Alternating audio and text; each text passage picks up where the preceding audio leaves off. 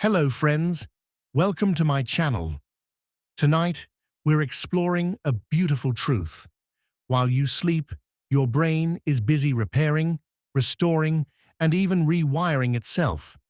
Have you ever wondered why you sometimes wake up feeling clearer, lighter, or even more creative?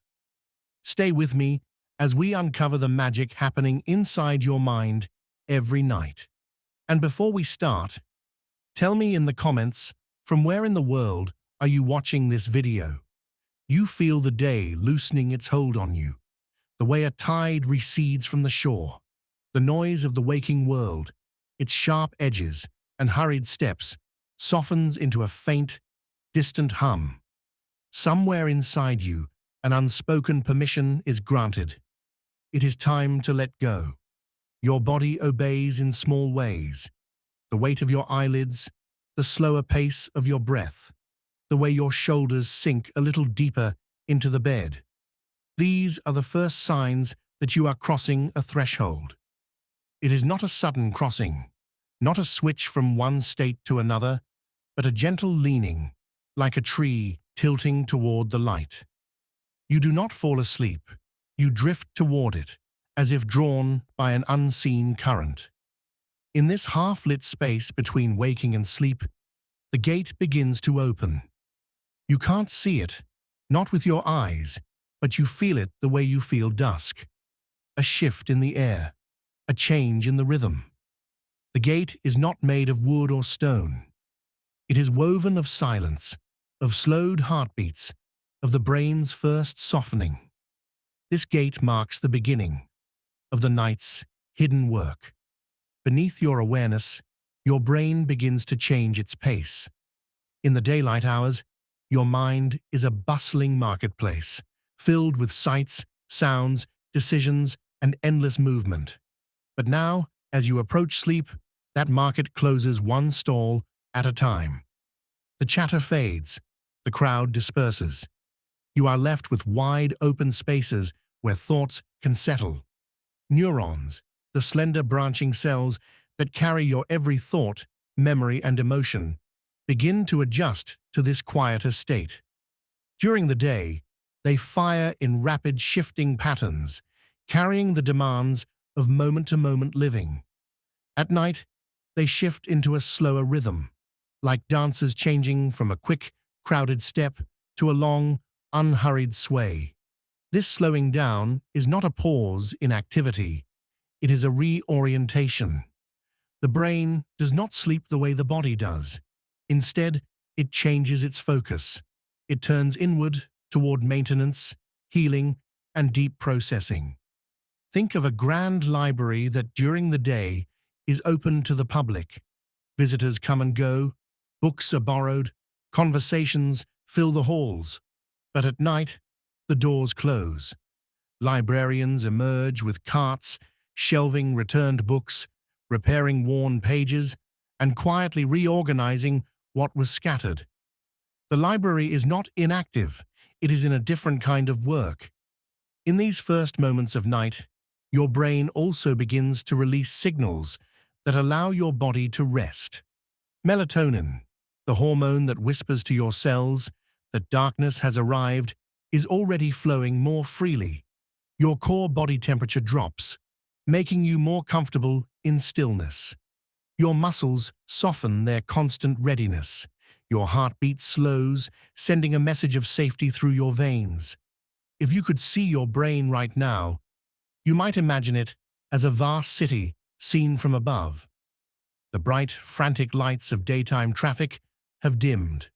Now soft pools of light appear here and there, places where certain neurons remain active, working quietly in the dark. Some are processing memories, some are reinforcing new skills, and some are tending to emotional balance. They work without hurry, because the night offers them space. This space is precious. Your brain is not infinite. It has limits to what it can hold, and it must decide, every night, what is worth keeping and what can be gently let go. The early stages of sleep are like preparing a garden before planting, clearing away debris, loosening the soil, making room for growth. Old pathways, connections between neurons that are no longer useful, begin to fade. New pathways, sparked by your experiences, begin to settle into place. You are not aware of these shifts, but you can feel their echo in the way tomorrow feels different from today. You might wake with a solution to a problem that seemed unsolvable yesterday. You might find that a difficult memory carries less sting. You might feel simply lighter, as if some burden has been quietly lifted. All of this begins with the opening of the gate. The gate is a change in rhythm, a lowering of the volume, a turning inward. It is the brain's way of saying, we have what we need to begin the work. And so you sink deeper into your bed, deeper into the quiet. You do not need to tell your brain what to do. It has known this routine for as long as you have lived. It is outside, the world moves on in its own way. Somewhere, waves fall against the shore. Somewhere, wind moves through a field of grass. These movements are not urgent. They are steady, cyclical, inevitable. Your sleep is like this too, a tide, a breath, a slow turning of the earth. The opening of the gate is only the beginning. Beyond it lies a whole landscape you cannot see from here. The deep valleys of slow-wave sleep, the bright, strange meadows of dreams, the hidden workshops where your brain restores and rewires itself. But to reach them, you must pass fully through the gate. You must let go of the last threads of wakefulness and allow the current to carry you further in. And as you begin that drift, something remarkable happens.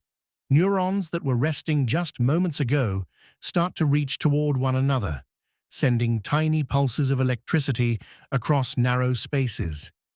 Connections begin to hum softly in the dark. It is as if, behind that gentle gate, lanterns are being lit one by one in a moonlit garden. What they are building tonight will not be finished in an instant. It will take hours of quiet tending, hours of steady connection, to shape what will greet you in the morning. The gate is open, and the work has begun. You can almost feel them now, these slender, living threads of thought, glimmering faintly under the night's care. They do not rush. They are patient. They are waiting for the full embrace of night, for the moonlit hours when they will truly begin to weave. And somewhere ahead, past this first gate, that weaving will take you into the place where neurons dance in moonlight. You have stepped fully beyond the gate. The last wisps of wakefulness dissolve, and the mind's first true landscape of night unfolds around you. It is not a place you walk through. It is a place that moves through you. And here, in this deepening quiet, something luminous begins. Neurons, the slender messengers of thought, stir awake in their own way. They are not bustling now, not exchanging the frantic, jostled signals of daytime urgency. Instead, they extend toward one another slowly, deliberately, as if greeting an old friend after a long absence. They reach across the tiny spaces between them, the synapses, with a language made of pulses and light. You cannot hear these conversations, but if you could, they would sound like rain falling on leaves, soft, steady, nourishing. In the day, a neuron may have been overwhelmed by the noise, constant sensory input, quick decisions, fleeting emotions. But now, the noise has thinned to a hum, and the messages travel cleanly, clearly, like moonlight, over still water. If you could see this moment, your brain would appear as a dark forest lit by 1,000 fireflies. Each tiny spark is an action potential, a quick surge of electricity racing down the length of a neuron, carrying its message to the next. Some of these sparks leap into newly formed pathways, connecting regions of the brain that had never spoken so directly before. Others travel along long-standing routes, strengthening them, making their edges smoother and more certain. This is the quiet miracle of neuroplasticity in action. Every spark tonight is a vote. This connection matters. Keep it strong. Or, this one is fading. Let it go. The brain is both gardener and architect, pruning and building at once, under the gentle glow of moonlit hours. Imagine walking through a field at night with a lantern. Where you choose to shine its light, the path becomes clearer. Where the light does not fall, the grass may grow wild and reclaim the trail. Your neurons are doing the same work now. They are choosing which trails will be bright and sure when morning comes, and which will quietly disappear. The signals they send are not all about memory. Some carry instructions for repairing damaged tissue. Some fine-tune the timing between different brain regions so they work together more gracefully. Some weave in emotional tone, ensuring that tomorrow's thoughts carry more balance, more ease. These changes happen in stages, as if the night itself has a rhythm. Early in your sleep, large, slow waves sweep through the brain, guiding the neurons into deep, synchronized patterns.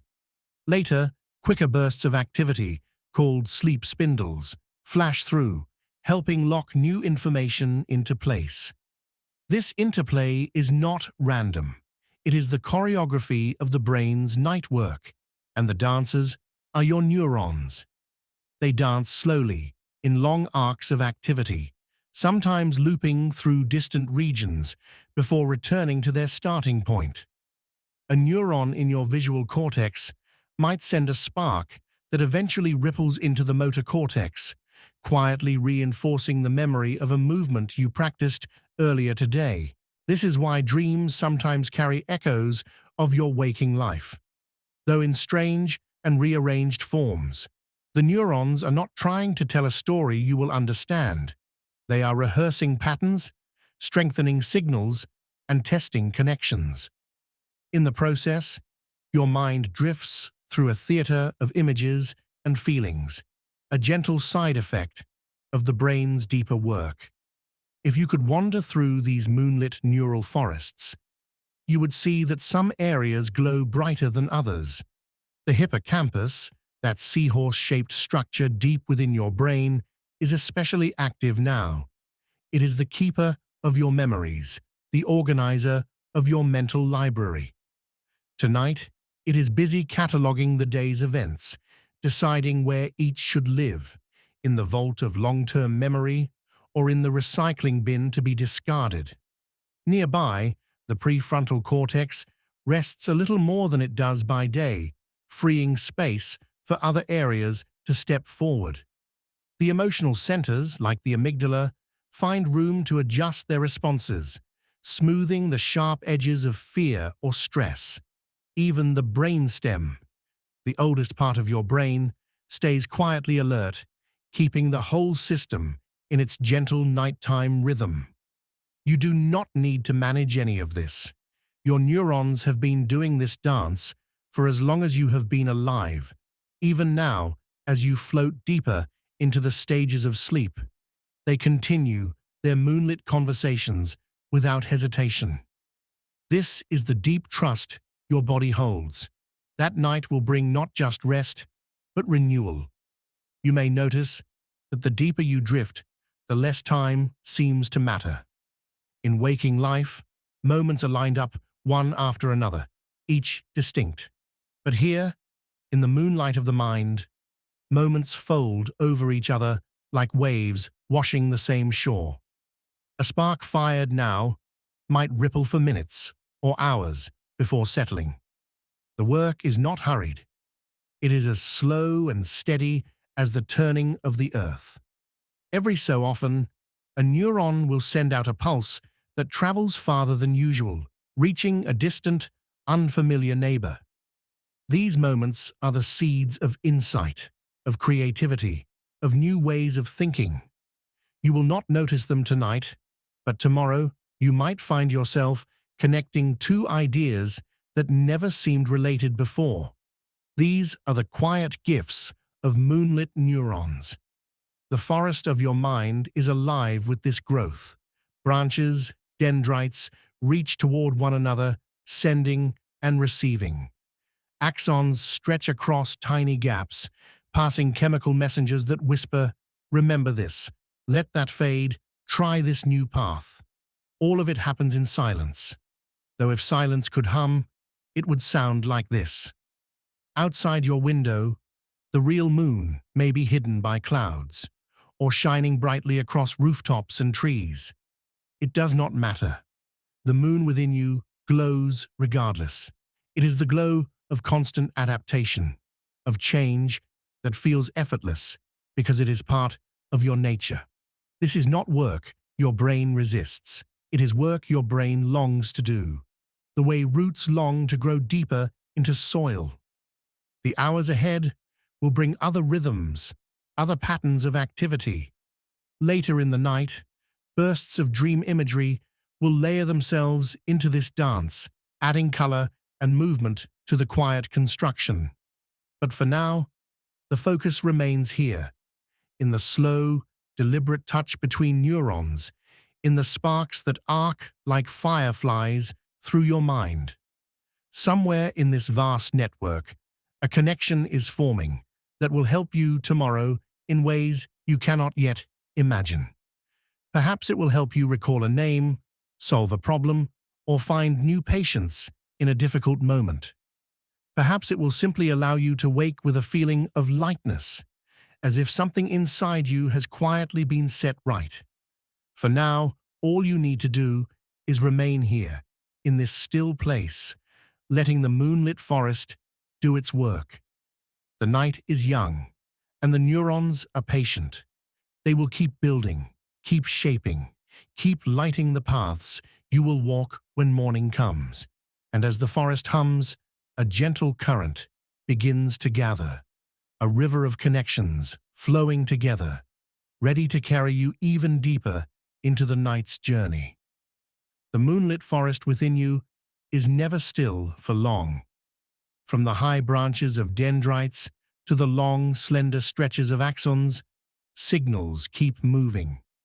Now they begin to flow together, finding the paths of least resistance, joining into something larger, a current that threads through the whole sleeping mind.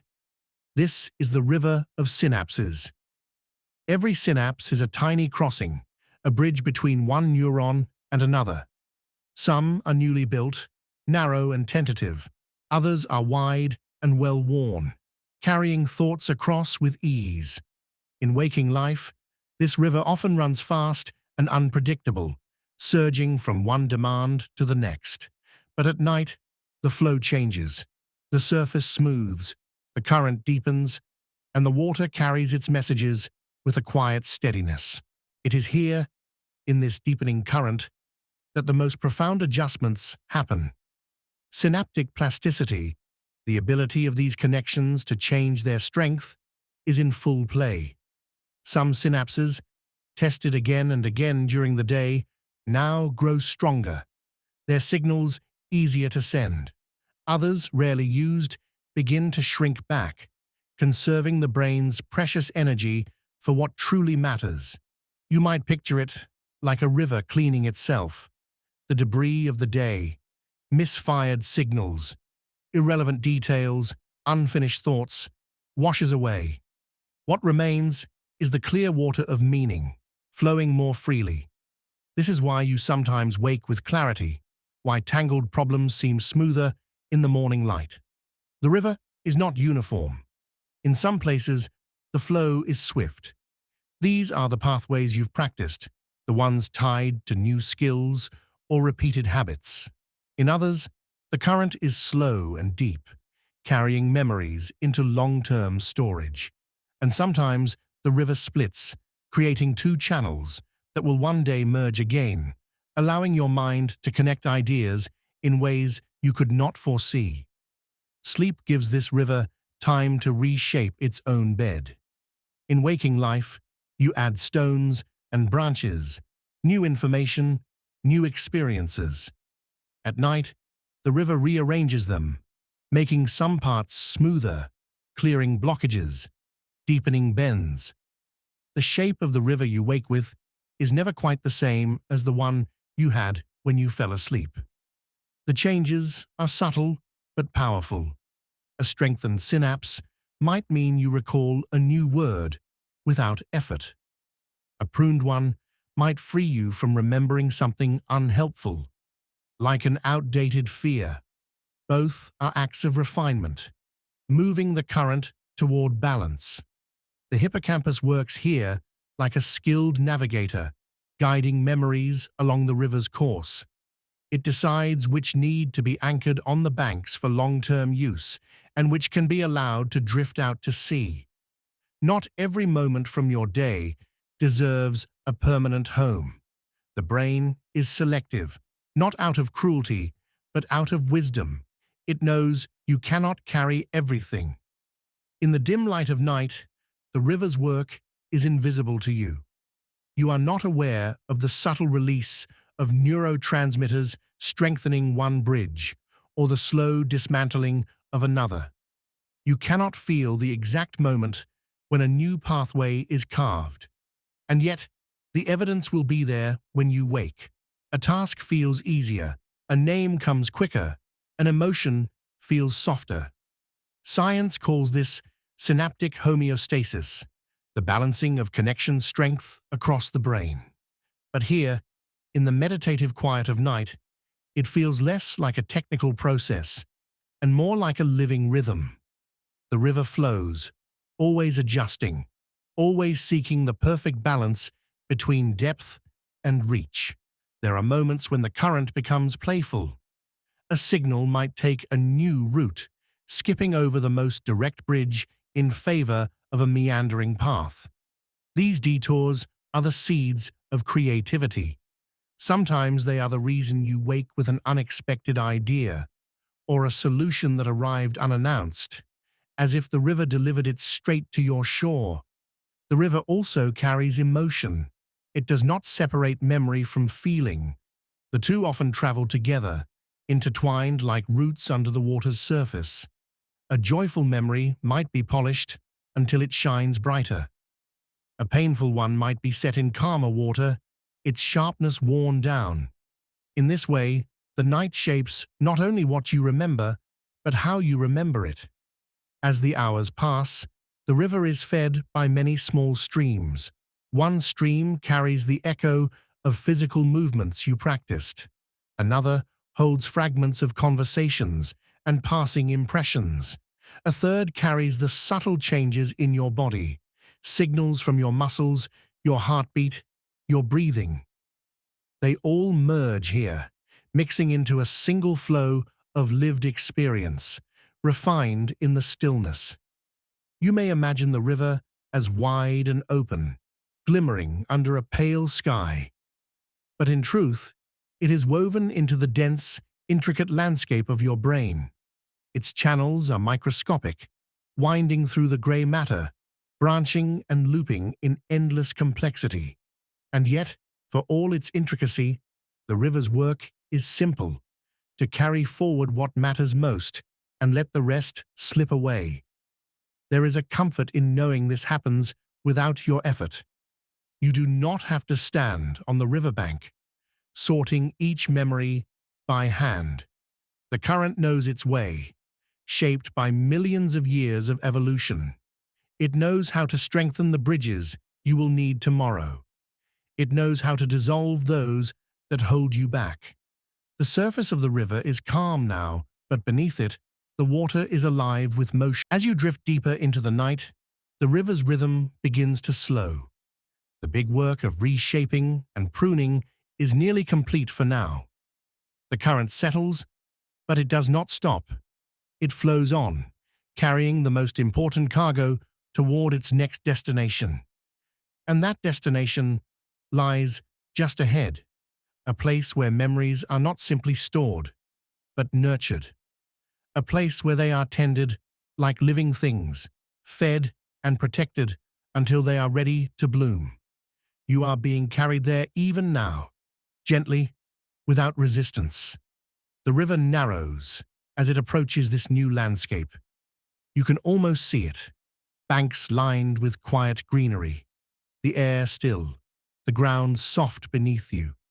The water flows into a garden, not made of flowers, but of moments, ideas, and lessons. You arrive at the garden without moving a muscle. The river that carried you here slows, its currents splitting into gentle rivulets that seep into the soft earth. Around you the air is still and mild, carrying the faint scent of something you cannot name, perhaps the scent of thought itself, if such a thing exists. This is the place where memories live. It is not a rigid archive with cold shelves and numbered boxes. It is alive. Here, your experiences grow like plants, some tall and sturdy, some fragile and small, some flowering brightly, others fading quietly in shadow. Every memory has its own shape, its own season. In the waking world, you plant new seeds constantly. A conversation, a fleeting image, a sound, a taste. Each leaves behind a tiny trace in your mind's soil. Some are planted deep and strong, others fall lightly on the surface. But planting is not enough. For memory to endure, it must be tended. This is the work of the sleeping brain. Tonight, as you lie here, your hippocampus becomes the careful gardener. It moves through the rows and pathways, checking the health of each plant. Those that have taken root firmly, moments repeated, skills practiced, are watered and strengthened. Their roots dig deeper into the neural soil, making them harder to uproot. Other plants are young and uncertain. They might be a name you heard only once, a detail you noticed without meaning to, a lesson learned in passing. These are tested. Do they deserve more water, or is it better to let them fade? Sometimes the gardener lets them go, knowing the garden cannot grow without space to breathe.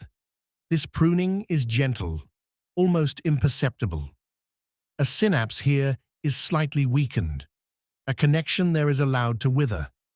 There is no malice in this process, only care. If you remembered everything equally, your mind would be overwhelmed, choked with weeds. For your garden to thrive, some petals must fall. Occasionally, a memory that has been sitting quietly for years is brought forward into the light. It might be tied to something you experience today, a scent, a sound that stirred it awake. The gardener examines it, dusts off the leaves, and sometimes replants it closer to the center, where it can grow more easily. This is why certain moments return to you unexpectedly in dreams or sudden recollections. They were always here, but the gardener chose tonight to give them a little more light. The garden is not uniform. Some sections are devoted to skills, playing a melody, riding a bicycle, speaking in another language. These are tended with special care, as their roots intertwine with both thought and movement. Other sections hold emotional memories, more delicate and volatile. Here the gardener works with extra caution, trimming away what is too heavy to carry forward, shaping what is worth keeping into something you can live with more gently. While you sleep, the hippocampus sends certain memories out of the garden entirely. They are carried along neural pathways to the cortex, where they are planted in more permanent soil. Once there, they will not need nightly watering, though they may still bloom unexpectedly when something in your day nourishes them. This relocation is quiet but constant. It is why you can wake up days later with a song lyric firmly lodged in your mind, or suddenly recall the precise smell of a place you visited long ago. The gardener's work is not bound by the timeline of waking thought. If you could wander these rows consciously, you might be surprised by the beauty here. Not every memory is sharp or clear. Some are blurred at the edges, like flowers half in shadow.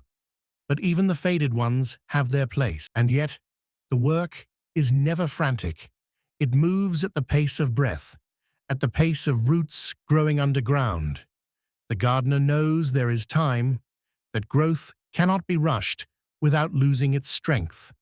Sometimes, as the night deepens, the gardener steps back from the rows and lets the garden wander into wildness for a while. Vines grow across paths, flowers mix in unexpected ways, and strange hybrids emerge. These are the beginnings of dreams. Memories mingle here in ways they never would by day, and the results can be both strange and beautiful. You might dream of a childhood home filled with people you met only last week. You might see a place you have never visited, but somehow know. In the logic of the garden, this makes perfect sense. It is a place where the boundaries between plants are porous, where ideas can cross-pollinate in the night air. When this happens, the garden becomes something more than storage. It becomes a laboratory for the imagination. Here, new patterns form, new connections grow. Connections that might change how you think or feel when you wake. The gardener does not stop this. It understands that some of the most fruitful growth comes from unexpected combinations. The neat rows can be restored later. For now, there is room for wandering. And so, while part of the garden is carefully ordered, another part spills over into wild shapes and vivid colors. It is in this wilder space that the next stage of your night will take place. The seeds of creativity are here, ready to be carried into the architecture of dreams. The garden hums softly as you drift further into the night. Your breathing is steady, your heartbeat calm. The work of tending and pruning continues, but you are already beginning to feel the pull of another place, a place where memory is not only stored and cared for, but rebuilt into entirely new forms. Soon, the gardener will hand over its work to another force in the night. This next force does not simply maintain, it creates. It takes the flowers and branches of your experiences and rearranges them into unfamiliar shapes, testing how they fit together. It is time to step into the part of the night where dreams become the architects of thought.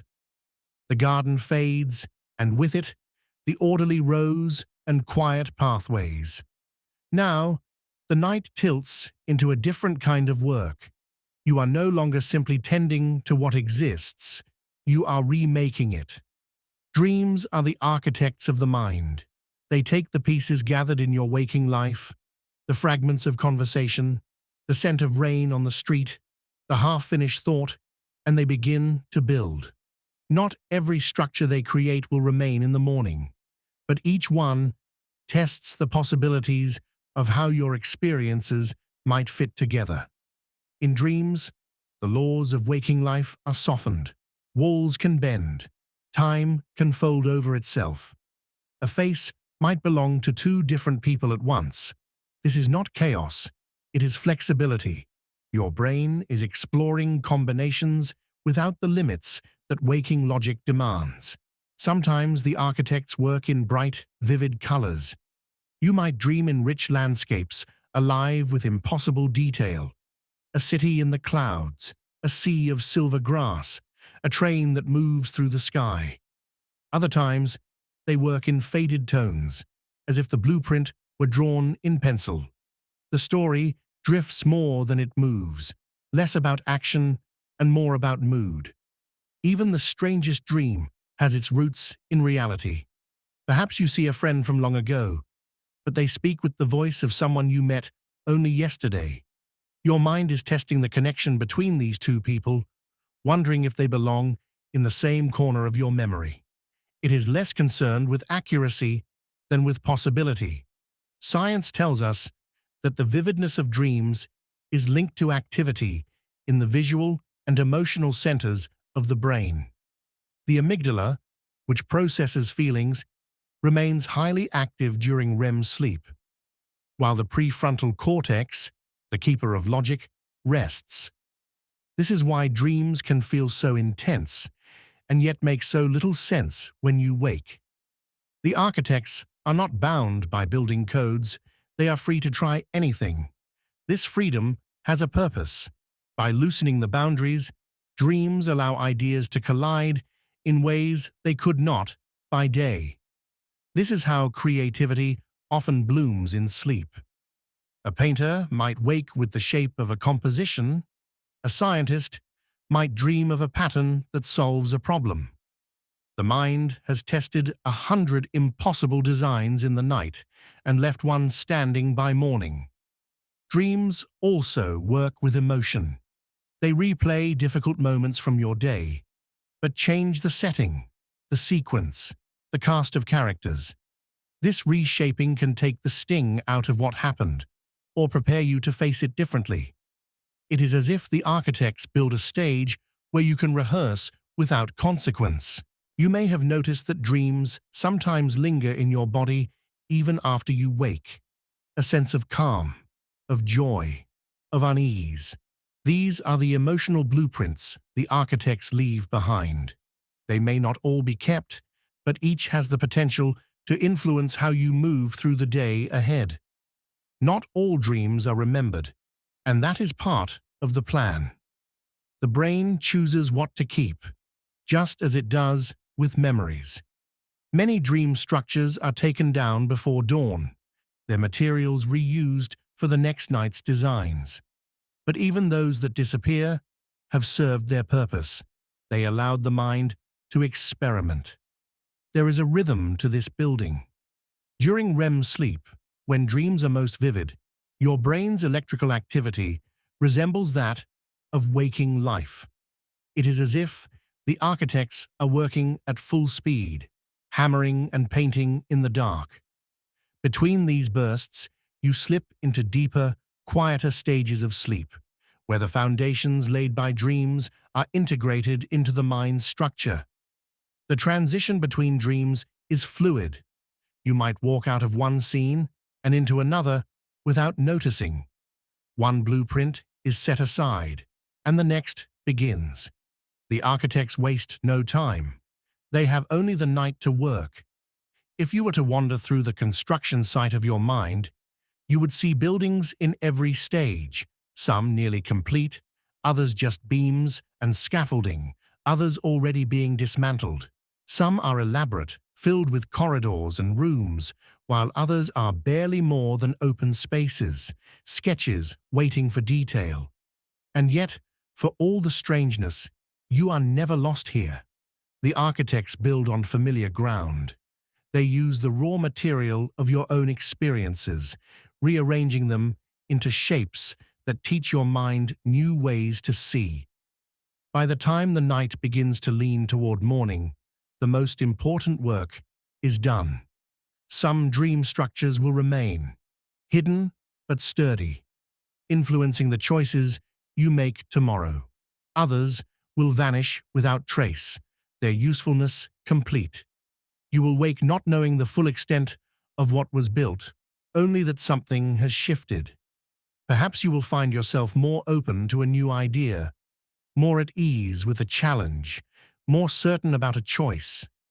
The architect's work is subtle, but it leaves a mark. And now, as the dreams begin to fade, another crew steps forward to continue the night's labor. They are less concerned with design and more with repair. They move through the corridors the architects have built, checking every wall, every joint, every wire. They are here to make sure the mind structure is not just beautiful, but strong. The dreams step aside, leaving their blueprints rolled neatly at the edges of the stage. The air grows quieter, the pace slower. The repair crew has arrived, and their work will carry you toward the final hours of night.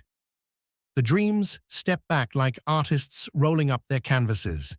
Their colors fade into the dark. In their place, another presence moves forward, slower, steadier, more deliberate. These are the repair crews of your brain, not builders of imagination, but guardians of structure. They walk the corridors of your mind with quiet precision, checking each archway, each beam, each fragile thread of connection.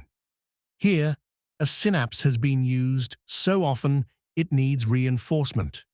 There, a pathway has gone quiet and might be taken apart to make room for something new. The crew works without light, guided by chemical signals and electrical whispers. Your neurons, the cells that carry every thought, communicate through delicate connections called synapses. During the day, these synapses are busy, firing and refiring as you take in information, make decisions, and react to the world. By night, many are frayed at their edges, worn thin by use. This is when the repair crew begins its slow stitching. Proteins are sent to strengthen important connections, like patching the frayed ropes of a suspension bridge. Unused pathways, those that have grown weak from disuse, are carefully dismantled. This pruning makes space for tomorrow's growth, ensuring your brain does not become tangled with useless wiring. Alongside these repairs, the crew sweeps through the spaces between your brain cells. By day, as your neurons work, they leave behind chemical byproducts, metabolic debris, the natural result of activity. During deep sleep, your brain's glymphatic system opens wide, like a network of tiny rivers. Cerebrospinal fluid flows through, washing away the day's waste. It is as if the night sends in a soft tide, clearing the shore for a fresh morning. You do not feel this cleaning, yet its absence would weigh heavily. The repair crew does not rush. They follow the same patient rhythm every night. Neurons fire slowly. Deep brain waves roll gently overhead, and every movement is measured. This is slow work because it is lasting work. Sometimes the repairs are subtle, tiny reinforcements you will never consciously notice. Other times, they are transformative. A skill that felt difficult yesterday may come more easily today because the pathways carrying that knowledge are smoother. It is the difference between walking a rough dirt track and stepping onto a well-paved path. The crew also tends to the emotional parts of your brain. Structures like the amygdala and hippocampus, which process feelings and store memories, are given time to reset. The emotional charge of a stressful day may be softened, its sharp edges dulled. In this way, repair is not only physical, it is emotional. There is a kind of mercy in this nightly work. Your mind does not demand that you carry every weight exactly as you picked it up. It allows you to set some things down, to see them in a new light when you wake. In this deep stage of sleep, you are far from the surface, breathing slow, heartbeat steady.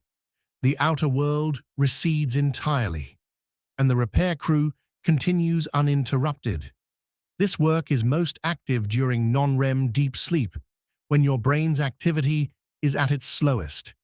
Electroencephalograms show great rolling slow waves during this stage, waves that seem to carry the crew's quiet footsteps as they move through your mind.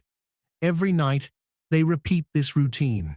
Every night, they prepare you for the next day's work, the next day's learning. Without them, your brain would be like a city whose roads are never fixed, whose lights are never replaced, whose clutter is never cleared. You may never see them, these invisible menders, but you live in the mind they maintain. Every smooth recall of a fact, every calm response in a tense moment, every sudden flash of clarity, you owe in part to the unseen hands that worked while you slept. As the hours pass, their work begins to slow. The tide of cerebrospinal fluid recedes. The last frayed synapse is tightened, the last bit of clutter swept away. The corridors are clear now, the wiring strong. Soon, the quiet menders will step aside.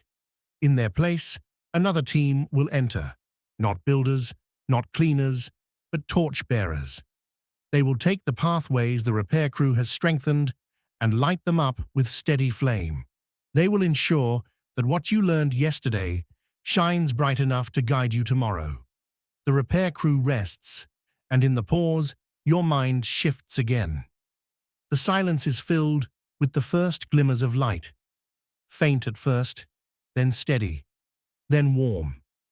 These are the lanterns of learning, ready to burn through the last hours of the night. The repair crew has stepped back. The corridors are swept clean, the bridges reinforced, the delicate connections polished to a soft shine. And now, in this still hour, something new begins. Small lights appear across the landscape of your mind. At first, they are faint, tiny flickers like fireflies testing the air. Then, one by one, they grow steadier, brighter. These are your lanterns of learning, the memories and skills your brain has decided to keep.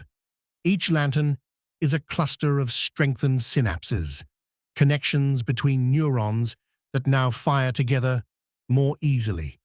They represent the words you learned, the movements you practiced, the experiences you lived. Some are practical, how to solve a puzzle, how to balance on a bicycle. Others are subtle, woven into your understanding of the world. Why a certain smile made you feel safe. How the scent of rain carries a kind of memory. During the day, your brain takes in more than it can hold. It collects impressions, facts, sensations, feelings, thousands of moments that compete for space. At night, neuroplasticity becomes the quiet judge, deciding which deserve the permanence of light. Those chosen are strengthened, their lanterns glowing brighter. The rest fade softly, their energy recycled, their space made ready for tomorrow. This choosing is not random. It is shaped by what matters most to you. Your goals, your emotions, your sense of meaning. A fact connected to strong emotion is more likely to be kept. A skill you practice again and again will burn its lantern brighter than one you touch only once. Scientists call this process memory consolidation. But in this quiet, it feels more like tending a garden of light. You can almost imagine small keepers moving from lamp to lamp, polishing the glass, trimming the wicks, adjusting the flames so they burn evenly. The light from these lanterns spreads across the network of your mind. They illuminate. Some lanterns are linked in clusters, their lights forming constellations. A language you're learning might have one constellation, a craft you're mastering, another. Over time, these constellations grow denser, their stars more connected, until they guide you effortlessly. And yet the keepers are careful not to light too many at once. A sky crowded with too many bright lights would be overwhelming, the patterns lost in the glare. So some lanterns are allowed to fade, not out of neglect, but out of care, so that what remains can shine clearly. You've felt this before without knowing it. A detail you thought you had lost suddenly returns when you need it most. A skill you once found awkward flows naturally after a night's sleep. These moments are not accidents. They are the quiet proof of the lanterns your mind has chosen to keep burning. The science behind this is woven with emotion. The hippocampus, that seahorse-shaped part of your brain, works closely with the neocortex to move memories from temporary to permanent storage. But the amygdala, your emotional sentinel, influences which memories matter most. Fear can etch a lantern deeply. So can joy, wonder, or the gentle warmth of love. As the night deepens, the lanterns do their work silently. Their light is not for you to see now, but for the person you will be when you wake. Tomorrow's thoughts will walk more confidently because these pathways are lit. Tomorrow's choices will feel a little clearer, guided by a map made in the dark. Sometimes, the lanterns preserve not facts, but feelings.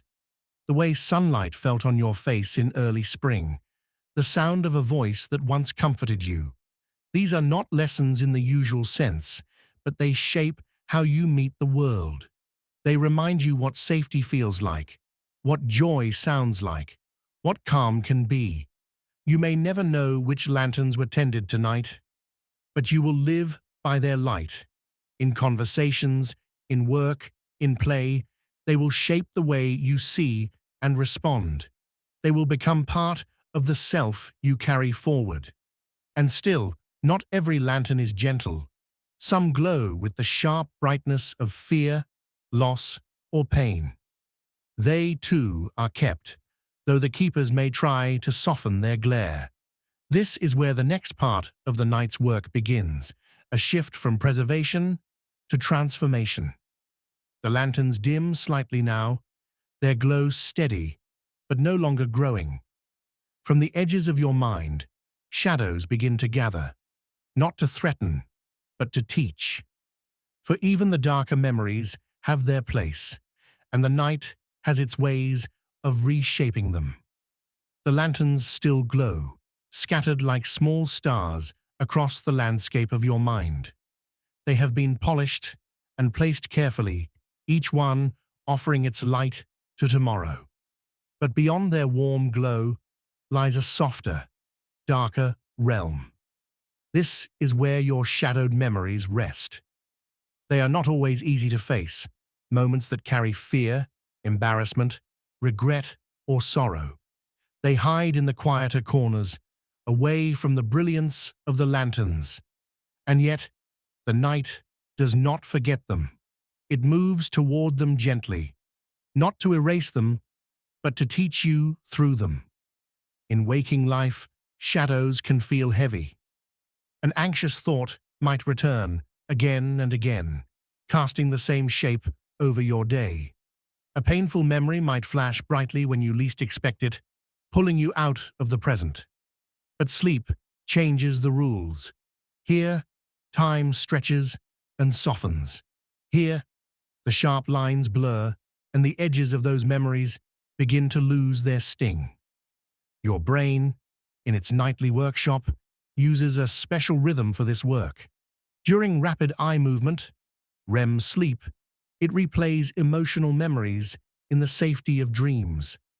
Scientists believe this is how your mind learns to separate the memory itself from the raw force of the feeling. Like rinsing a stone in a slow river until its surface turns smooth, REM sleep takes the jaggedness away. The amygdala, your brain's emotional alarm bell, quiets here. It still watches, still records, but it does not ring as loudly. This allows the prefrontal cortex, the calmer, more reasoning part of you, to approach the shadows without being overwhelmed.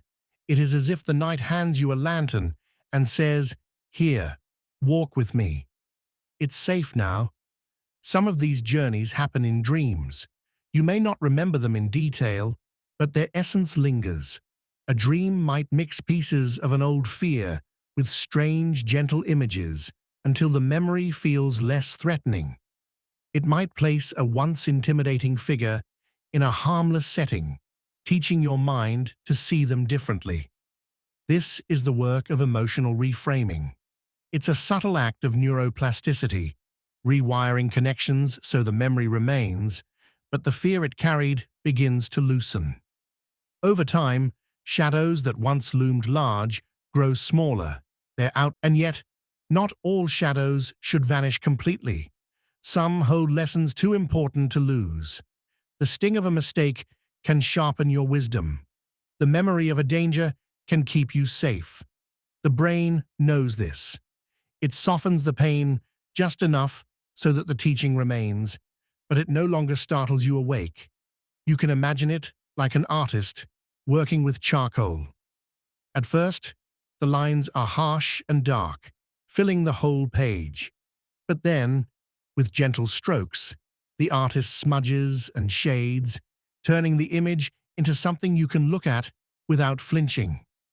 The shadow becomes part of the whole picture, not the thing that defines it. This part of the night's work is deeply tied to your emotional health. Research has shown that people deprived of REM sleep struggle more with regulating their emotions. They carry sharper irritability, more anxious edges, more unprocessed sorrow. Sleep is not just rest. It is the nightly therapy session you don't have to schedule.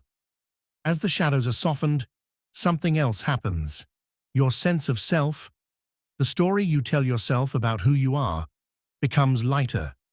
Old versions of you, weighed down by certain events, are allowed to step aside. You are quietly rewritten in a way that honors the past but doesn't bind you to it. Sometimes when you wake, you may feel an unexplained calm about something that once troubled you. That is the night's gift. The work you didn't know was happening. It is your mind saying, "You're ready now. You can carry this more gently." And still, the process is never complete. New shadows form each day. The work of reshaping them happens night after night in endless cycles. This is one of the great strengths of neuroplasticity. It does not stop tending to you, even when you are unaware. The lanterns of learning and the shadows that teach are not separate worlds. They share borders, and sometimes they overlap. A skill you've learned might have grown out of a shadow, a way of protecting yourself, a way of expressing what was once unsaid. Likewise, a bright lantern might, over time, dim into the background, while a shadow's lesson steps forward. As the night continues, your mind finishes its slow walk through the darker paths. The shadows do not disappear, but they no longer feel so close. They settle into place, part of the scenery, no longer the entire view. Somewhere, far from the dreamscapes and the softened edges, another kind of work begins. This work is not about light or shadow, memory or feeling. It is about speed. The messages that pass between your neurons are about to travel more swiftly, more surely. And so the night turns toward its next quiet task. The shadows settle into the background, their lessons tucked safely away. The night shifts focus. Now, the work is not about reshaping the meaning of memories, but refining the pathways that carry them. Every thought you've ever had, every movement you've ever made, is carried along a network of cells called neurons. These neurons speak to each other through electrical impulses, tiny sparks that leap from one cell to the next. But sparks, like travelers, move best along clear roads. The brain knows this, and it builds those roads with something called myelin. Myelin is a fatty layer that wraps around the long arms of neurons, much like insulation around a wire. Its job is simple but profound. It allows signals to move more quickly, with less loss along the way. Without it, your thoughts would crawl instead of race. Your movements would falter instead of flow. In the quiet of sleep, the whispering work of myelination becomes more active. New skills, recently learned, are given fresh coats of this protective layer. The brain is sealing its progress, making sure tomorrow's signals are swifter than yesterday's. It is not a loud process. There is no hammering, no scraping, no noise at all. It is like a painter adding invisible glaze to a finished piece, or a gardener gently packing soil around tender roots. By the time you wake, you will not feel the work, but you will use its results in every movement, every thought. Consider a child learning to play the piano. At first, their fingers stumble, their brains still searching for the right keys. But after a good night's sleep, their hands seem surer, the notes easier to find. This is the whisper of myelin, the slow but steady thickening of neural insulation that turns awkward effort into graceful ease. Even in adulthood, this process never stops. When you practice a skill, whether it's speaking a new language or perfecting a tennis serve, your brain responds. It wraps more myelin around the neurons you use most. reinforcing sleep is the perfect time for this paving. During the day, the brain is busy processing sights, sounds, choices, and surprises. At night, those distractions fall away. Resources can be devoted to maintenance and strengthening. Myelin cells, called oligodendrocytes, become more active, laying down their careful layers like tiny artisans. This work supports not just skill, but clarity of thought. When a signal moves faster, it arrives in better time with the rest of the brain's activity. The result is smoother coordination, sharper recall, and a sense that your mind is just a bit more fluid than before. There is another reason this work feels like a whisper, because it is gradual. One night of sleep will not transform a skill completely, just as one layer of paint will not finish a mural. But night after night, the work adds up. Weeks, months, years of steady rest and practice create something extraordinary. You might think of myelin as the brain's commitment to you. Every time you show up for a skill, every time you move, speak, remember, the brain says, yes, this matters. I will make it easier for you next time. It does not rush. It simply builds, patiently, in the background. In this way, neuroplasticity is not just about change, it is about permanence. Once a pathway is well myelinated, it is yours to keep. Even if you set aside a skill for years, the traces of that road remain, ready to be walked again. It is why riding a bicycle feels natural even after a long absence, why certain songs bring back movements your fingers remember. Yet myelin is also selective. If a road is unused for long enough, its coating will fade, its signals slow. The brain is efficient. It invests where the traffic is. So every time you revisit a skill, you signal to the brain, keep this road open, keep it strong. The beauty of this process is that it is not limited to one part of life. You are myelinating when you learn to knead bread dough just right, when you practice tying a sailing knot, when you remember the exact way to comfort someone you love. Each of these is a pathway worth keeping, a piece of who you are, made faster and surer by the night's patient work. This is why sleep deprivation has such a deep effect on learning. Without the quiet hours, myelin production slows. Signals travel less efficiently. The roads you meant to build remain half-finished, and the ease you hope to find the next day is harder to reach. But tonight, in the still dark, the work is underway. Each layer of myelin is a promise to your future self. A smoother thought, a swifter motion, a stronger connection. You may never hear it being built, but you will live inside its results every day. And while this whispering work continues, another kind of rhythm begins to rise in your brain. It is slower, deeper, more powerful than any single signal or pathway. It moves not like a message, but like a tide, rolling across the mind, washing the day away. The night is about to change tempo. The whisper of myelin fades into the background. Your brain's artisans keep working quietly, but a broader force now takes over, a rhythm that moves across your mind like a living ocean. This is slow wave sleep, the deepest, most restorative stage of your night. It begins with a gentle shift. Your breathing steadies, long and smooth. Your muscles loosen further, as if letting go of their final grasp on the day. Inside your skull, neurons begin to fall into sync, firing together in vast, coordinated pulses. Up and down, they move as one. If you could watch it from above, the electrical activity of your brain would look like rolling hills, cresting and dipping in unison.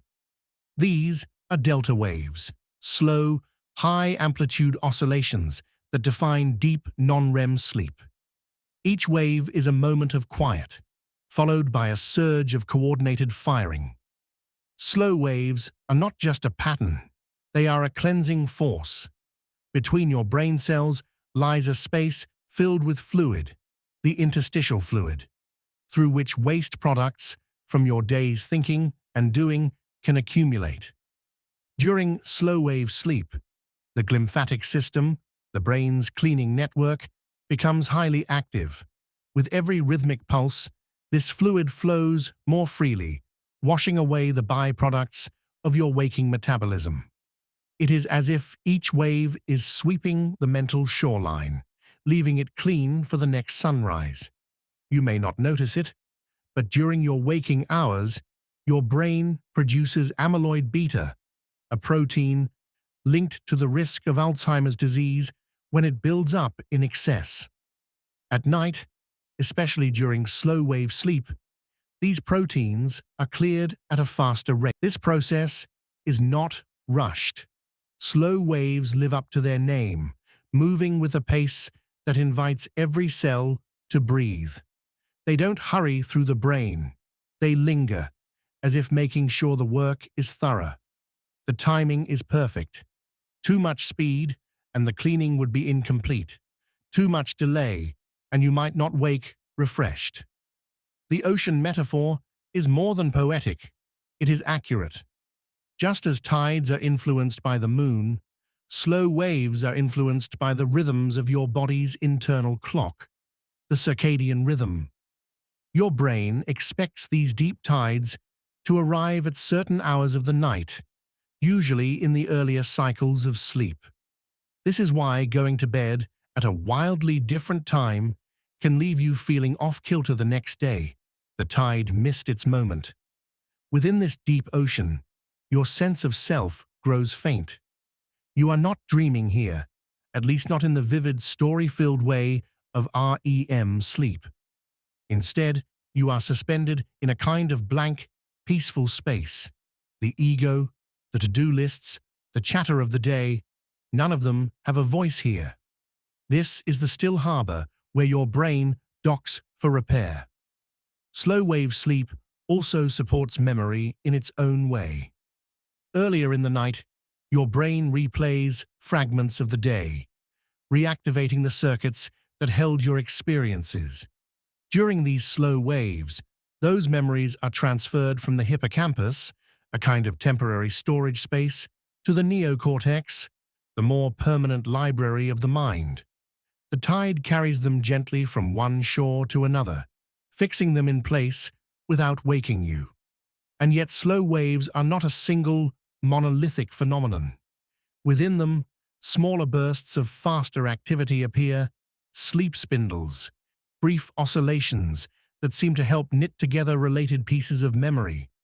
It is like watching ripples within the tide, smaller patterns within the larger movement. These micro-events make sure that not only are memories stored, but they are meaningfully linked to what you already know. Your brain is not the only part of you that benefits. During slow-wave sleep, growth hormone is released in larger amounts, aiding in physical repair, healing muscle, strengthening bone, supporting the immune system. Your body takes advantage of your stillness to rebuild what the day has worn down. The stillness is deep enough that you are harder to wake from this stage. If someone were to call your name now, it might take a moment for you to surface, your consciousness swimming upward through the thick, warm water of your own mind. You would likely feel disoriented for a few minutes, proof of how far away from wakefulness you've drifted. The beauty of this stage is that it asks nothing of you. You don't have to remember to engage it or consciously direct the waves. The brain knows the route. It knows when to let the tide rise and fall, how to send it through every fold of cortex, how to restore the mental shoreline.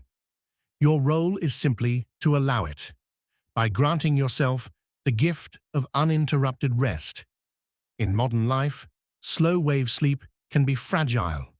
Stress, caffeine, bright artificial light at night, and irregular sleep schedules can all interfere with the depth and duration of this stage. The tide may be weaker, the cleansing less complete. Over time, This can leave you feeling not just tired, but mentally foggy, less resilient, more easily overwhelmed. But when you give it space, when you protect the quiet hours, slow wave sleep rewards you generously. It is the difference between a desk piled with the clutter of yesterday and a desk cleared, ready for fresh work. It is the difference between swimming through cloudy water and gliding through a crystal lagoon.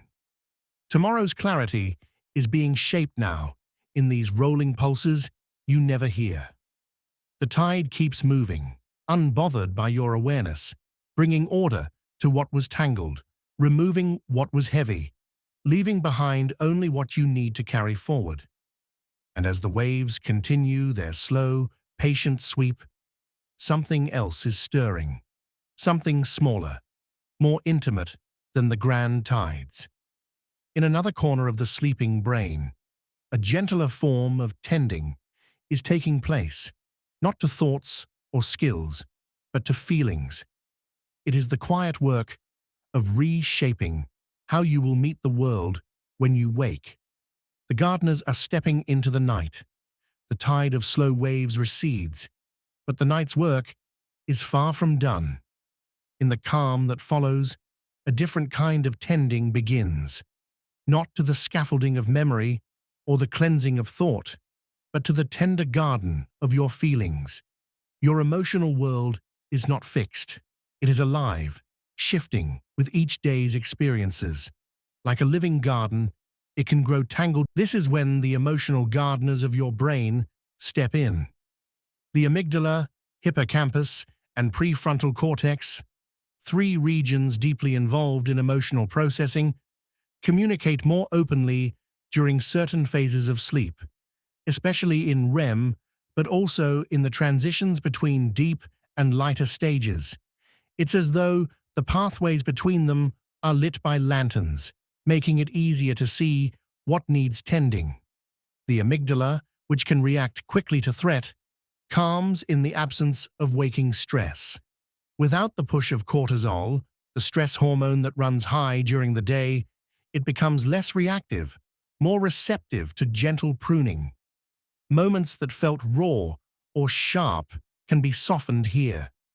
The prefrontal cortex, just behind your forehead, is the wise counselor of the brain, helping you regulate emotions and see the bigger picture. In waking life, its voice can be drowned out by urgency or fatigue.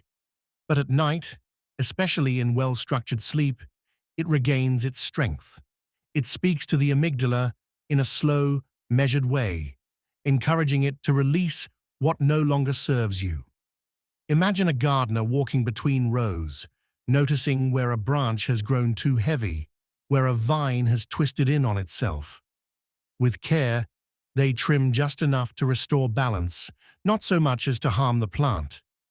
This is how your brain treats your emotional responses, keeping what's healthy, shaping what's unruly, removing what blocks the light.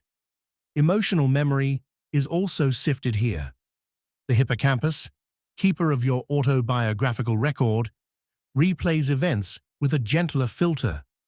The night allows you to revisit the day's emotional moments without the same surge of adrenaline. This means that memories can be stored without retaining their full sting, freeing you from reliving the same intensity again and again. In this way, sleep acts as a kind of overnight therapy session, but one in which your conscious mind steps aside, letting the deeper systems negotiate peace. Scientific studies show that people who get adequate REM sleep often respond with more balanced emotions the next day and are better able to interpret facial expressions or tone of voice. You literally wake more attuned to the subtleties of human connection. This tending doesn't happen all at once. Like real gardening, it follows cycles. Certain types of emotional processing may be more active in the early night, while others emerge closer to morning. Some moments may need to be revisited over several nights before they are fully softened. Your dreams, especially the vivid, surreal ones, are a part of this work. They may weave together fragments of real events with imagined scenarios, creating emotional rehearsals that help you explore responses in a safe, consequence-free space. In dreams, you might face something frightening, but find you are unafraid, or encounter someone you miss and feel comforted. These experiences can leave a trace that influences your waking mood. And it's not only about softening pain. Sleep also nurtures joy. Positive experiences are replayed and linked to your broader network of memories, making them more accessible. It is as if the gardeners are not just pruning, but also planting, ensuring that kindness, gratitude, and hope have room to grow. Neuroplasticity is at work here as well, reshaping the neural circuits that support emotional regulation. Connections that lead to overreaction may be weakened, while those that foster patience and empathy may be strengthened. Over time, these small adjustments change the emotional landscape of your mind. When you wake after a night of good tending, you may find that something that troubled you yesterday feels lighter. A conversation you dreaded may seem less daunting. You may notice beauty more easily or feel more willing to extend compassion to someone else. The work was invisible, but its effects are real. Without this nocturnal gardening, emotions can accumulate like untrimmed branches, clogging your ability to see clearly, react calmly, or rest deeply. Chronic sleep loss has been linked to greater emotional volatility, reduced empathy, and an increased risk of mood disorders. It's like letting a garden grow wild until it chokes itself. The good news is that this is not a delicate, one-night-only process. The brain is forgiving. When you restore healthy sleep over time, the gardeners return. They may work harder at first, like catching up on a neglected yard, but they are tireless. They want balance for you. Even now, as your body lies still, the tending continues. Some weeds are pulled gently, their roots loosened in the moist soil of the mind. Some blossoms are left untouched, their petals closing softly until the morning light. In the quiet, your heart is learning how to meet the world anew. And yet, not all emotions can be smoothed in one pass. Some shadows remain, darker, heavier, carrying the weight of memory or fear. The gardeners do not erase these. They know that some darkness holds its own kind of teaching. When you wake, you may feel a pull from these shaded places, and so the night prepares you for another kind of journey, one where you step slowly and safely into the shadows themselves.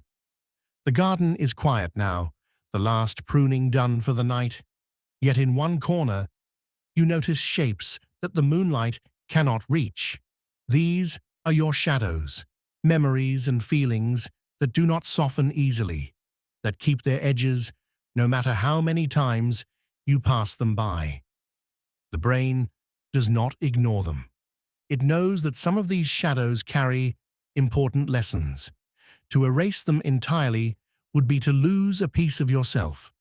So instead, the brain chooses another path, to walk with them, to understand them, and over time, to reshape them. Your amygdala stirs again here, not in alarm, but in recognition. This is familiar ground, the imprint of moments when you felt vulnerable, threatened, or alone. In waking life, such memories can trigger a rush of adrenaline, making your pulse race and your breath tighten. But in sleep, they appear in a different light, stripped of the immediate danger. You can approach them without flinching. Neuroplasticity is at work in these quiet encounters.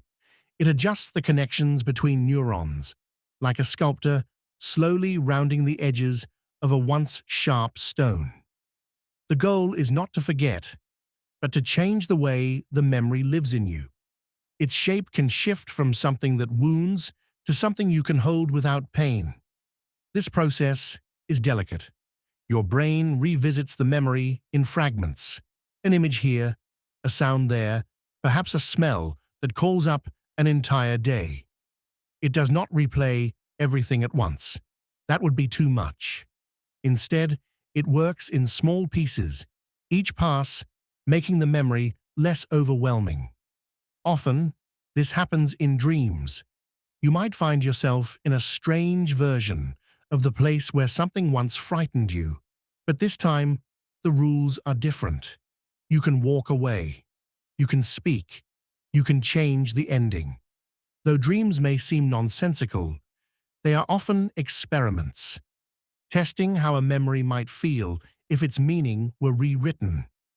Scientists believe this emotional re-scripting is one reason dreams are so strange. By breaking the link between the real event and the fear it carried, your brain helps you remember without reliving. It's like taking an old photograph out of a cracked frame and placing it in a softer one. Some shadows, though, resist change. They have deep roots in the neural soil, tangled with other memories and beliefs. Your brain may approach these again and again over months or years. Even then, the work is not wasted.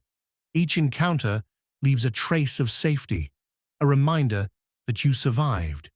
In this way, sleep can be a quiet act of courage. You are not consciously choosing to face these shadows, but part of you is willing to let them be seen. The absence of waking noise, the emails, the traffic, the conversations, gives space for this deeper work to unfold. This is not about replacing the dark with light, but about finding balance. The brain does not aim for a life without difficulty. It aims for resilience. It teaches you to carry the weight without letting it crush you, to hold memory without letting it cut you. You may wake from such nights, feeling a heaviness you can't quite name. It is the echo of the work done in those shaded corners. Some mornings, and that heaviness fades quickly. Other times, it lingers, asking you to be gentle with yourself. The beauty of neuroplasticity is that this reshaping is never final.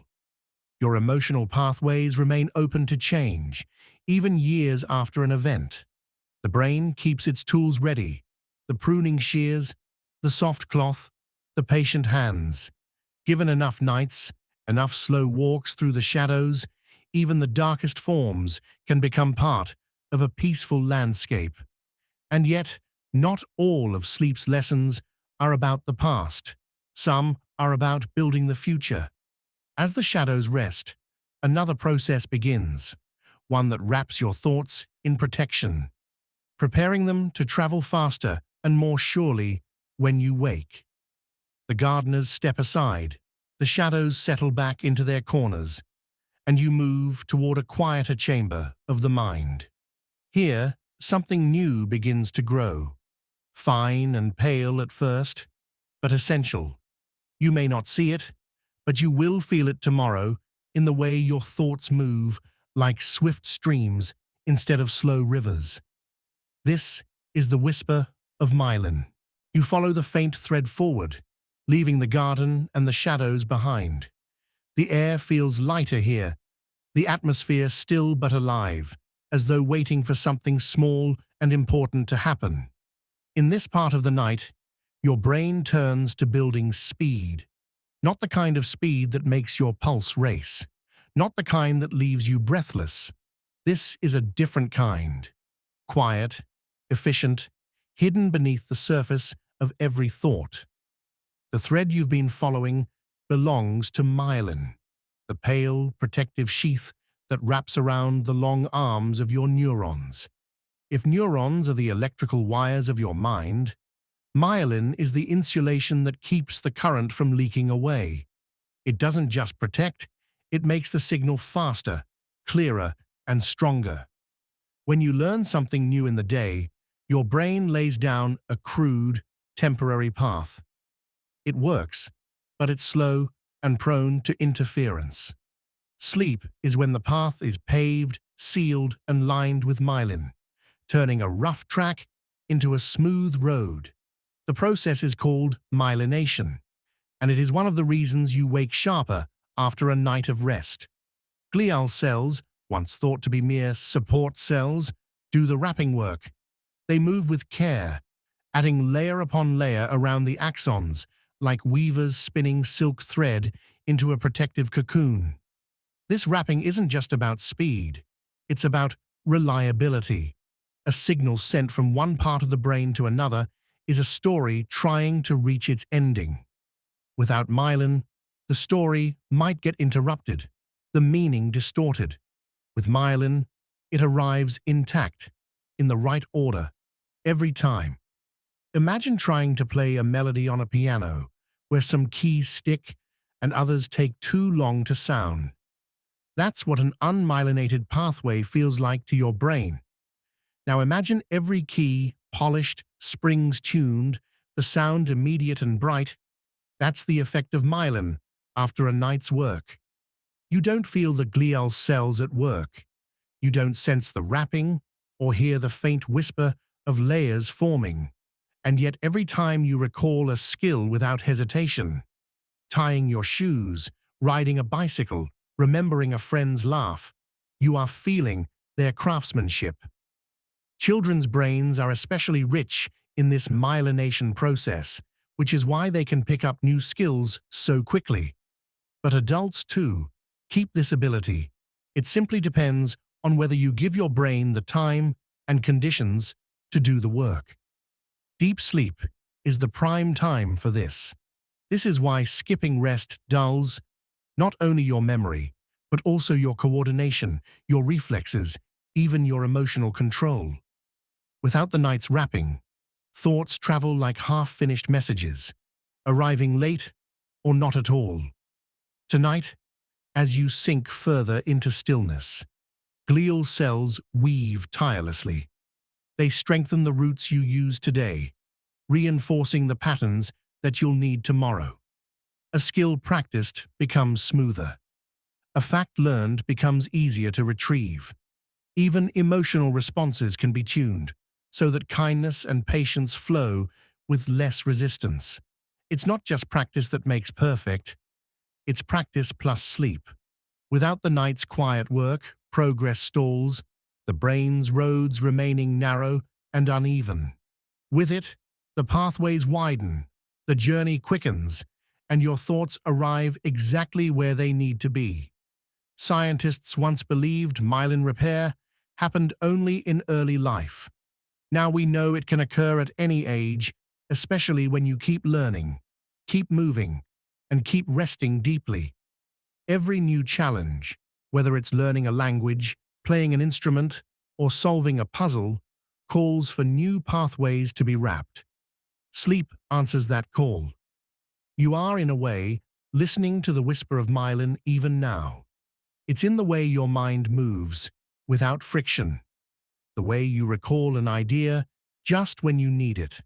The way your hand finds the exact motion to tie a knot. It's the soundless hum of efficiency beneath your thoughts. But tonight's work is not only about building speed and protection. There is another rhythm, waiting deeper in the night. A slower, grander motion that will wash over the whole landscape of your mind. You will feel it not as weaving, but as waves. Not as wrapping, but as cleansing. The whisper fades into the sound of a tide approaching, its pulse deep and unhurried. The night prepares to draw you into the ocean of slow waves. The whisper of myelin fades, and in its place comes the soundless pull of something larger. You don't hear it with your ears. You feel it, the way a body senses a current beneath the surface. It is the ocean of slow waves, and tonight you drift into its wide, unhurried waters. Your brain has many rhythms. Some are quick, like ripples on a windy pond. These are the patterns of waking thought, darting and flashing. Others are steady, like the beat of your heart or the pace of your breathing. But the slow waves of deep sleep are different. They roll across your brain's surface like great deliberate tides, Each wave begins at the front of your brain and sweeps backward, a coordinated rise and fall of activity. It's as if the neurons are all breathing together. Inhale, exhale, inhale, exhale, once every second or two. Scientists call this slow-wave sleep, and it is the deepest, most restorative part of the night. If you could watch it on a brain scan, you would see the electrical patterns shifting from scattered sparks to vast, synchronized surges. The chatter of daytime thoughts fades away, replaced by the rhythm of a world underwater. It is quiet here, but not empty. These waves are at work. With each passing swell, waste products are washed away from between your brain cells. During the day, as neurons fire and process, they leave behind tiny byproducts, molecular clutter that must be cleared before a new day begins. At night, the spaces between your brain cells widen, and a clear cerebrospinal tide flows through, rinsing away the excess. You can imagine it like a beach at night. The tide rolls in, carrying away bits of driftwood, smoothing the sand, leaving the shore ready for the morning light. Your brain's ocean works the same way, removing what is no longer needed, making space for new patterns to form tomorrow. But slow waves do more than clean. They also guide memory, nudging the day's important moments from the hippocampus, the brain's temporary storage, into the cortex, where they will last for years or even decades. It's like moving books from a busy desk to the shelves of a well-organized library. The waves decide what stays and what is released. A fact you glanced at once but didn't use might be carried out with the tide. A conversation that touched you deeply will be anchored more firmly. Your brain is not just storing information, it is curating your life's collection. The feeling of slow-wave sleep is not like dreaming. Dreams often happen in rapid eye movement, REM sleep, when the brain is more active. Here, in this ocean, there are no vivid pictures, no strange narratives, just the sensation of being held, rocked, and cleansed. Your muscles rest in perfect stillness. Your heart beats at its slowest. Your breath deepens. The body conserves energy so that the brain can give itself fully to the rhythm of the tide. It's not just neurons that benefit from this. Immune cells use this deep sleep phase to strengthen your defenses. Hormones regulating growth, appetite, and repair are released here. The waves are not only cleaning your thoughts, they are tending to the entire ecosystem of your body. As the night goes on, slow-wave sleep will become less frequent, giving way to lighter stages and dream-rich REM cycles. But in these first deep hours, the ocean works without pause. Every sweep is precise, deliberate, necessary. There is something humbling about knowing your mind holds an ocean inside it, one that appears only in stillness, one that cannot be summoned by will, only welcomed by rest. It reminds you that you are not only the thinker of thoughts, but also the keeper of rhythms older than thought itself. And perhaps it's comforting to know that even in the quietest, deepest parts of yourself, movement is happening. The tides roll without your command, carrying away what you no longer need, leaving you lighter than before. You might wonder why the waves move so slowly, why they take their time. Fast work could be done, but it would not be careful. This is the pace of precision, the tempo of balance. To wash ashore completely, you cannot rush the tide, and so you float here for a while, letting the vast rhythm hold you. You don't measure minutes or hours. You only feel the steady pull, the gentle lift and fall, the faint awareness that each wave is leaving you a little more whole. In time, the tide will begin to retreat. You will rise into lighter stages of sleep, your mind beginning to stir again. But before that happens, there is one more task waiting in the darkness, one more caretaker of the night's inner world. Beyond the waves lies the garden of emotion, and soon you will feel its quiet hands pruning, watering, and coaxing the heart toward morning. The ocean recedes. You rise gently from the depth of slow wave sleep into a place that feels lighter, though still quiet. The great tides have washed your mind's shores, and now, in their place, something subtler begins. Here, the gardeners arrive. They work without tools, without gloves or trowels, without the sound of digging. Their work is invisible, but it will shape how you greet the day ahead.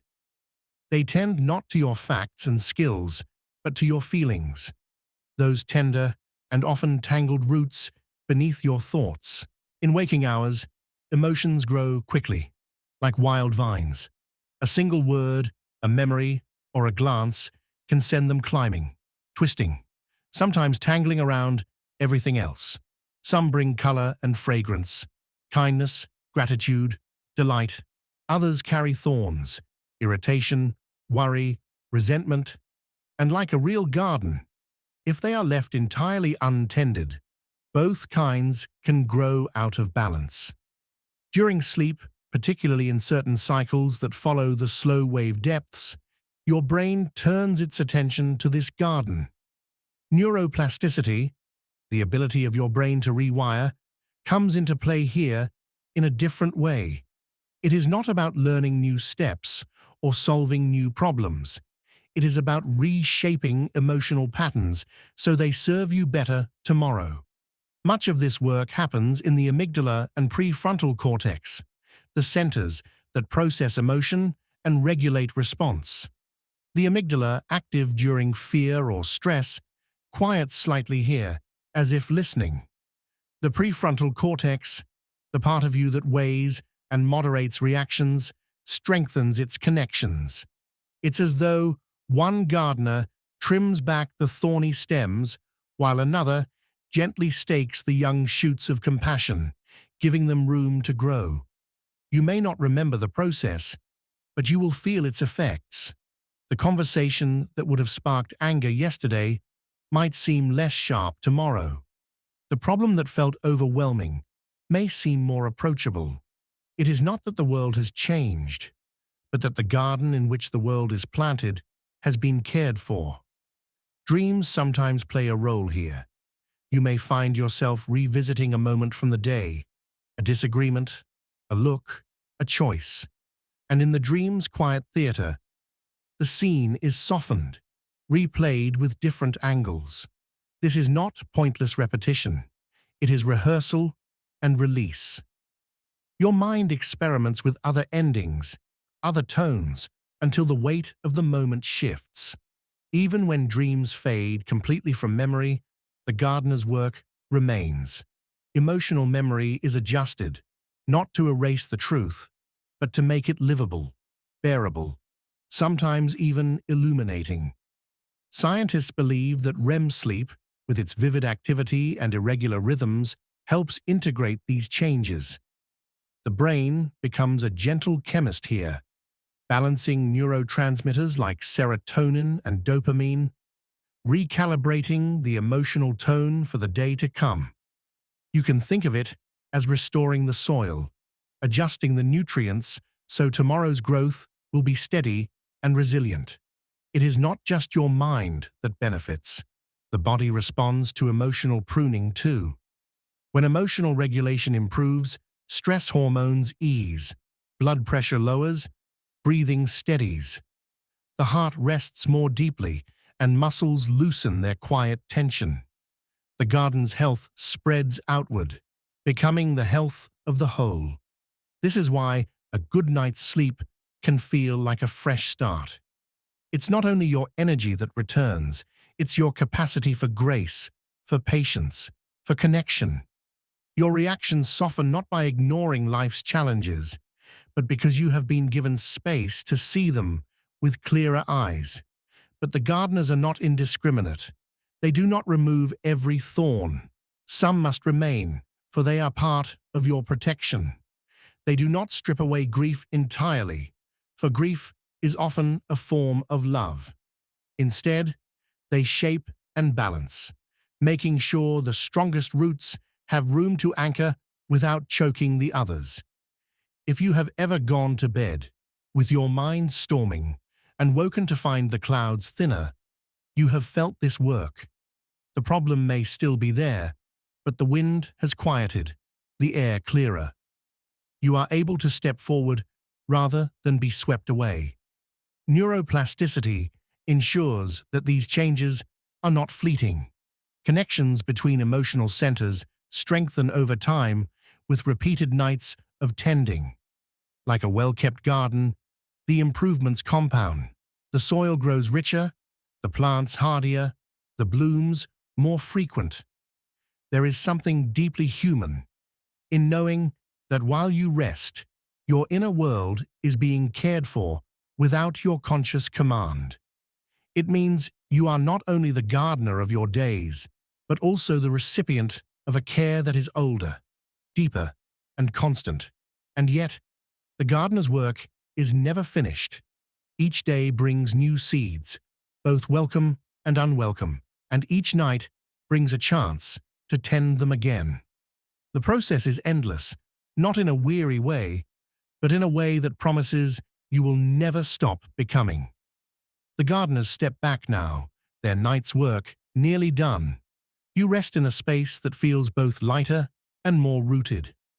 Ahead lies the final stretch of the night's journey, one that will remind you that this tending never truly ends.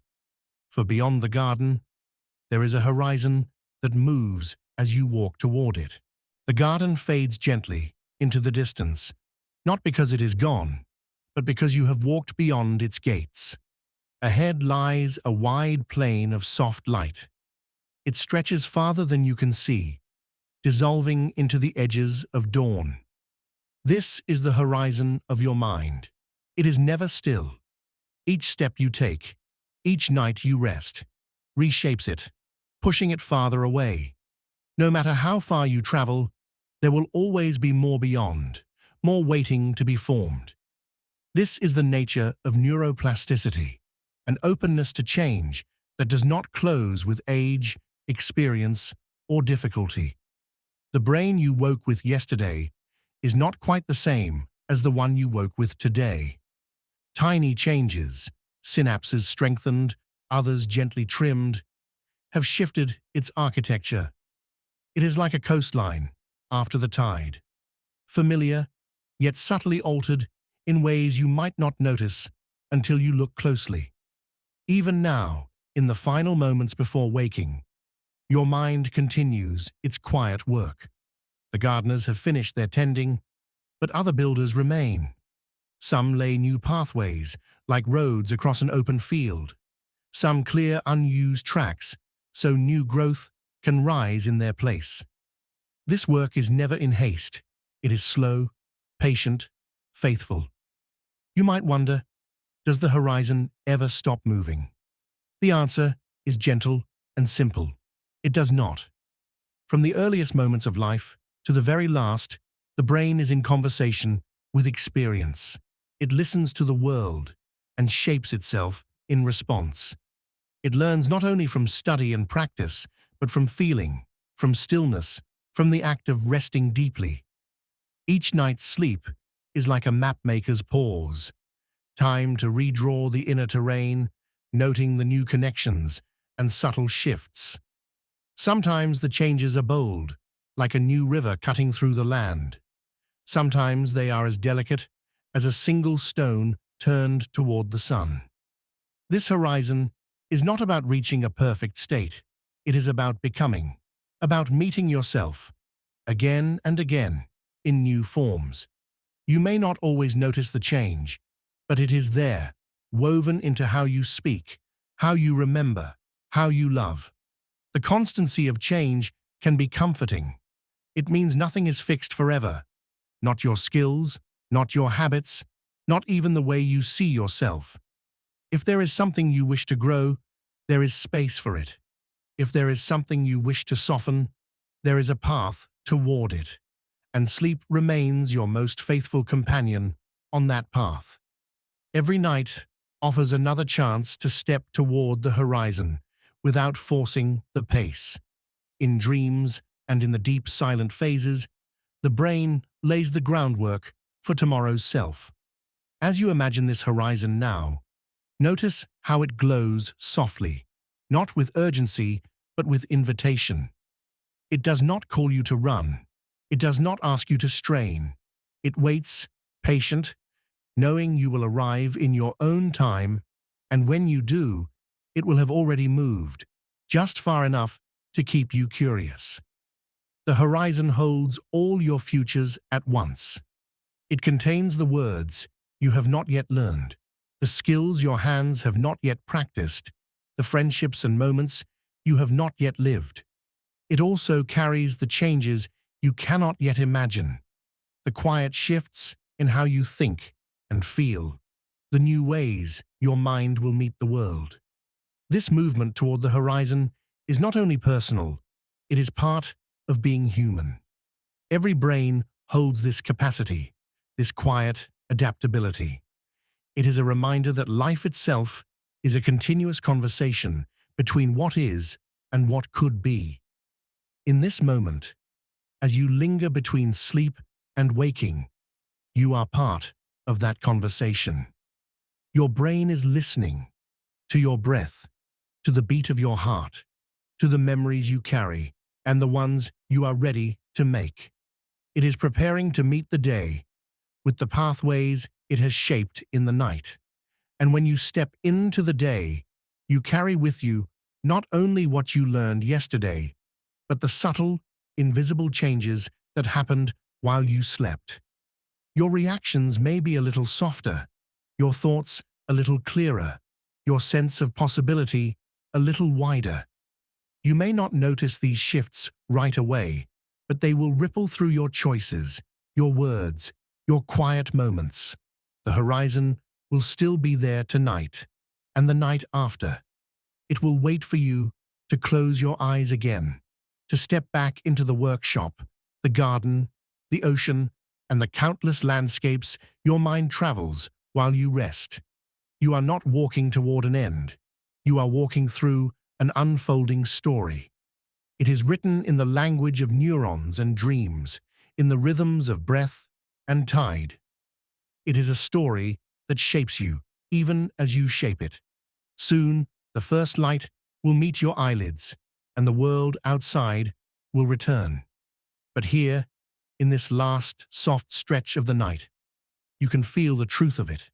You are always becoming, always in motion, always reaching toward that endless horizon.